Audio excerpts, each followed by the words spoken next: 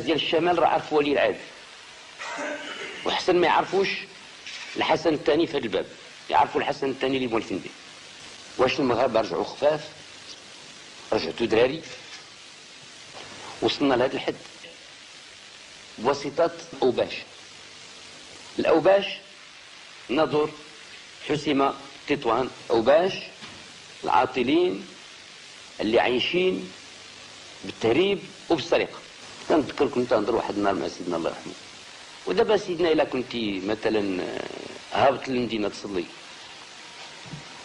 وقالوا لك راه مليون ديال الناس موقف في الطريق، 800,000 غادي يقولوا يحيى الملك و200,000 غادي يصفروا، قال لي اخويا ما نهبطش. هذه الا كانت هذه وقت قلت الحياه وقتك هذه، ما انا بعدا ما نهبطش. يو انت شنو نعمل سيدي العرض بان الاغلبيه غتقول يحيى والاقليه غتقول يسقط، نهبط. وما حدي غادي في المشروعيه دوك اللي قالوا يسقط نخلي دار باباو بكل صراحه. دوك اللي قالوا يسقط نخلي دار باباو بكل صراحه. دوك اللي قالوا يسقط نخلي دار باباو بكل صراحه.